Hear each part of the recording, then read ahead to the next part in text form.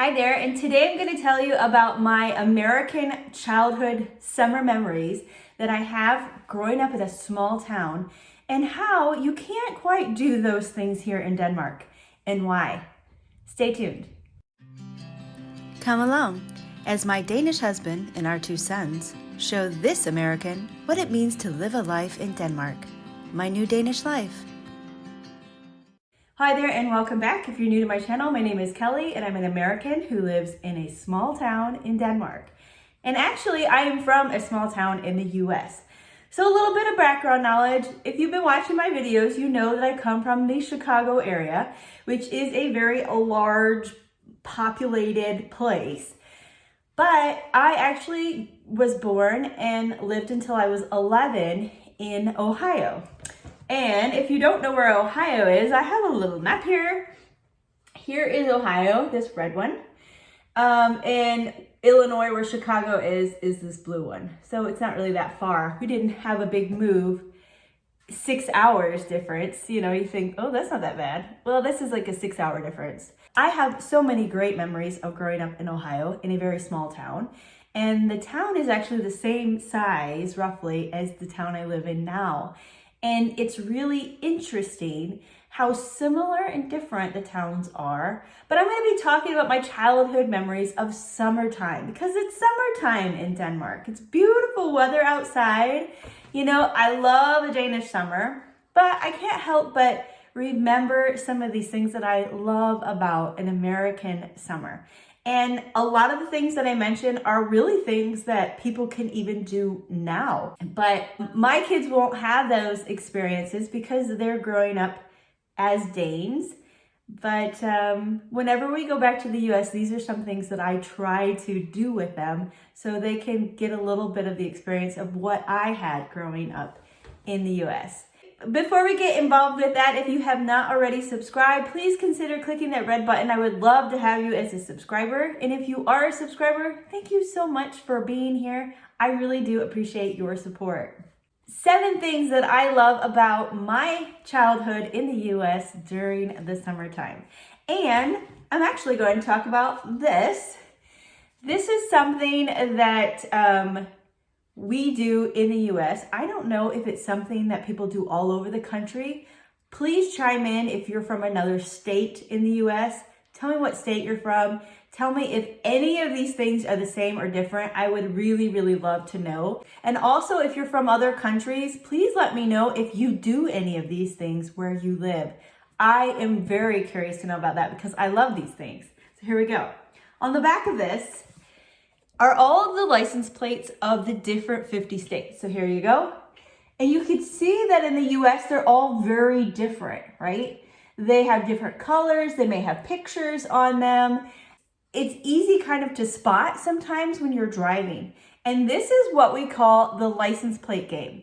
I don't know if you do this. I mean, we do this now. When we're traveling in the US, we keep this and we take this back with us.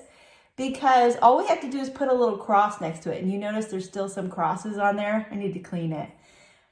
But whenever you're driving and you see one, you just cross it. And that's always kind of a goal for a really long trip in the car is to see how many license plates you can get. And it's something fun to do, right, as a family.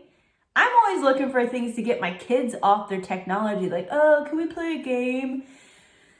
You know, we play 20 questions all the time in the car, but, you know, this is also really fun because we can kind of work together. And, oh, did you see it? Oh, it's that car over there.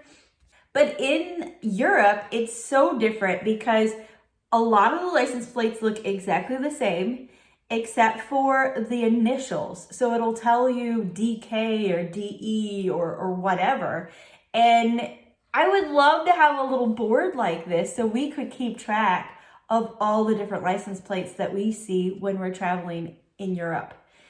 But yeah, this is one thing I absolutely love about my childhood. I don't know, do you do it? Let me know. Another thing that I absolutely love, and I know you don't do this in Denmark because it's, I think, against the law to destroy money. But we try to go and find these penny machines. If you've ever been to the US, you probably know what I mean, but I have pennies from all over, And I mean, they're from Hawaii, they're from Tennessee, I mean, all Illinois, Washington, all over. This one actually is from Germany. It's crazy because you can find these in other places. This one also is from Germany. So I know they do this in other countries. I know they don't do it in Denmark. I think I've got one, from like Canada. This one also is from Germany. A variety of places. But we have these machines where you put in like 2 quarters, which is 50 cents, and a penny, and then you pick your design, and then you turn the wheel, and the penny comes out. Like I said, we've done this in Germany. I know Germany has these, and because I've gotten quite a few of them, I think, from Germany. I think that one's also from Germany. Yeah, this one's from Budapest, so I know that they're there too. But that's another thing that, like, when I was a kid, I did not need any souvenirs. I did not, I did get souvenirs, but I would rather just have a penny from like every single state. I think that would be so cool. But that's definitely something that you don't do in Denmark. But have you gotten a penny? Are you into stuff like that? Let me know. I want to hear about it. Number 3, another all-time favorite is the drive-in movie. When we were kids, we had a drive-in movie theater literally outside of our town, so we were really lucky growing up. There aren't that many in the US. Where we lived in Illinois, we had to drive a ways to get to one. We liked going to one in southern Wisconsin, so it took us about an hour to get there. But it was just so worth it. I love watching the movie outside, You take your blankets, you take a lawn chair or something, you sit there, you get all comfortable. I think Danes would think it's very hygge, right? To sit and watch a movie outside. But the problem with Denmark, when it comes to that, is that we get way too much sun in the summertime. I love that. I would never trade the amount of sun that we get in Denmark because I absolutely love these long days. I mean, we deserve it, right? After these long winters, give us sunshine. But, it's just something that it's warm. You want to be outside. It could be really nice to watch a movie. We have a projector, so we could probably watch a movie outside as long as we have a place to shine the movie on, but we just haven't, And I know that there are drive-in movies. I've heard that there's a drive-in movie maybe somewhere around Copenhagen or in Sjælland over there, but I don't have any details on it. So if you have been to a drive-in movie that is, well, really any drive-in movie, I would really love to know about it. I saw so many great movies from the 1980s at the drive-in. I remember even in the 90s, we went to see Jurassic Park on the screen at the drive-in movie theater during a meteor shower. It was the coolest thing ever. There's this big screen and then all of these meteors, up in the sky around it. It was just so awesome. I've seen Ghostbusters and Goonies and all of the classics that I think of, I'm like, oh, I've seen that in the drive-in. Oh, I saw that at the drive-in. And that's just one thing that I really miss. And when we would have $5 carload nights, we would take the seats out of the van and pile it in with as many kids as possible. And then we would just pay the $5 and then we would go in and watch the movie. I remember that. That was just so much fun. Another thing that I absolutely love and I miss so much is the 4th of July parade. We went back for 4th of July a couple of years ago, and my kids still talk about the parade. We have parades for every major holiday. We have Thanksgiving Day parades, which is huge, and we watch them on TV every year, even though we might have to watch the one from last year or something if we can't get the timing right. But we have St. Patrick's Day parades. There's parades for pretty much everything, right? But the 4th of July parade is just so much fun. And people are constantly throwing out candy to the kids. My kids had more candy on 4th of July from the parade than they did from Halloween and Fastelavn combined in Denmark. I mean, they were eating out of that bag the entire month that we were in the US. It was insane. We did not have to buy them candy at all. The fire trucks come by, you know, there's so many different people who are in the parade. Antique cars, you know, kids will decorate their bikes in the ride, and it's just so much fun. It's just so much fun. I love parades completely. But the 4th of July parade is always something really special. And of course, we also have fireworks. You know, it's nice. Denmark, oh my gosh, Denmark does a fantastic job for New Year's Eve for fireworks. We don't do New Year's Eve fireworks everywhere in the US, but 4th of July, everybody does fireworks. And sometimes I just think it's nice to be outside when it's warm to look at fireworks. But again, it makes no sense in Denmark because we have so much sunlight. So yeah, but I really do miss the parades. I think those are so much fun. And I think it would be fantastic if Denmark had more parades, or parades in general. They're just a really fun thing. People just kind of sit and watch, and it's just fun. It's just fun. Another thing that we did, and I have never seen one of these in Denmark. I don't know if they're specific to the US or certain sections of the US, but we would go out and catch fireflies. And fireflies we would actually call them lightning bugs. I don't know if anybody else calls them lightning bugs. The bottom part, I don't know, their butt maybe, I don't know. The bottom part of the bug would light up. You know, it would be a light. So it would be dark outside, and all of a sudden you would see these lights kind of flashing in the darkness. And we'd be like, oh, it's a lightning bug. And then we'd try to go and catch them. And then sometimes we'd put them in like a jar with like, you know, holes in it to see how much light we could get from all of the lightning bugs. That was another thing that I just really loved as a kid growing up. You know, trying to catch as many lightning bugs as you can. And I don't know. I mean, again, we have so much light here in Denmark that it probably wouldn't, you know, make sense to be able to find these bugs because there's no darkness.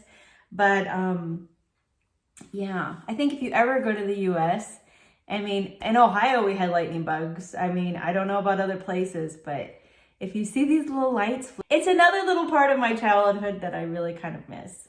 Another thing with bugs are cicadas. Now, I know a lot of people talk about the cicadas that come like every 17 years, big swarms of them, whatever. Where I grew up in Ohio, we had a different kind of cicada that came pretty much every year. And the thing is that these are really big bugs, and they would make like these chirping noises. And it would be so loud because they'd be in the trees. And I mean, you go outside, like in Denmark, I don't know, where I live in a small town. You can't hear anything. It's so quiet all the time. You hear birds chirping, you hear the wind, but that's about it. But in the late summer, you know, maybe end of July, August kind of time, it would be very loud in my town in Ohio. It would be so loud, you know, hear these, I mean, I can't describe it. You know, it's like a kind of like a cricket chirping in a way, but it was just very, very loud. And then these bugs would get on the trees, and when they would leave their shell on the tree, and it's so crazy because the shell, it would actually look like it was a bug, like still on the tree, and it had like its like little hooks even in, so it wouldn't come out. I don't know if this is kind of a weird thing, but we would go around with a bucket and we would try to collect as many shells as we could. And we had all these huge trees in front of our house, and like the whole street was kind of lined with these tall trees. We would just take our bucket and go around and look to see how many cicada shells that we could find. That was something that I really liked doing as a kid. I think it's kind of weird probably, but I don't know. I mean, I love being out in nature. I love trees. I love any of that stuff. I wouldn't say I'm like the biggest fan of bugs, but evidently it was a big part of my childhood. But do you have anything like that where you're like, oh, we need to go find the shells of, and it's not like a shell. It's like the skin, right? It's they shed their skin. And I mean, if you squeeze it too hard, you break it, you know? But yeah, do you have anything like that anywhere else? I know that this is not something that's all through the United States. It was very much a thing in Ohio when I was growing up. Okay, and my last one is the one that's most near and dear to my heart, and that is baseball. I absolutely miss baseball so much. I know that you have baseball here in Denmark. There are some small clubs. I think there's one in Herning, maybe. There's one in Aarhus, maybe there's something in Copenhagen, you know, but I live in a small town. It's not like I can, you know, walk down to the park in our town where you have baseball fields, you know? It doesn't happen, and I miss that. And one thing that's very strange, I don't want to say strange to get the, you know, the feathers all ruffled of the Danes who are watching, but it's just kind of weird in a way, because in the summertime, our summers for kids usually last somewhere between the end of May until the end of August. So we have a long summer, right? And so when kids sign up for things like baseball, for example, baseball goes the whole summer. In Denmark, when the kids are on break from school, which is usually the month of July, you know, they're done at the end of June, they start sometime in the beginning of August, but almost always they will have July without anything, right? But that's also when they don't have clubs, they don't have they don't have baseball, but they don't have like soccer or any of these other things. It's all on summer break. And it's so strange. I don't know. I guess like with soccer for my kids, maybe it starts in like March and then it goes until July and then they take a break. And then it starts up again in September or something, or maybe the end of August. And it's just, I don't know. I mean, in the US, if it's the summertime, there's going to be a game going on. And then you just let your team know when you're going on vacation and they're still playing without you, you know? I think it's because with such a short window for your vacation from school, that's when a lot of people obviously go on vacation. But with the US, once we have a very large vacation time, people are taking their vacations on all different times. You know, people may be going away in June or in August. So yeah, I guess that's the way it is. But I really miss baseball. I mean, as I mentioned before, you know, we lived in the Chicago area. And of course, if you are a true Chicagoan, by my standards, you are a Cubs fan. And that's something I always ask people. I'm like, oh, you're from Chicago, Cubs or White Sox? Because they have two professional baseball teams. And it's okay for those who like the White Sox. I have friends who are White Sox fans. But if anybody really says anything other than the Cubs, I mean, come on. We actually had season tickets for the Cubs. We went a lot, and yeah, one of my memories. I mean, even as a kid living in Ohio, we were Cub fans, and yeah, so it was just meant to be that we ended up moving over there and being closer. And I remember going to Cubs games as a kid in Ohio and in Illinois. And then, of course, you know, growing up the rest of my time in Illinois, I really spent a lot of time. My brother played baseball. I went to all his games, you know, and it was just, it's just a really, I don't know, good feeling being at the ball game, if you ask me. I just really loved it. So those are some things that I miss, and some things that are very much still a part of a summer for an average kid, I would say, in the US, and some things that my kids miss out on, but we try to make up for it when we go back and visit with some of these different things. So let me know if you have done any of these things in the comments. I would love to know about it, and also where you're from. And if you have something that's similar or maybe an alternative to what I had mentioned, what is it that you do from your childhood in the summer that you'd love to share? Thanks so much for coming along in this video. Don't forget to check out my blog where I talk about all the great places that we go to in the summer, especially a lot of our camping trips. And if you're following me on Instagram, you get to see where we're going every week. There's links to all of that in the description below, so you really need to check that out. I hope you have a fantastic summer, and as always, take care.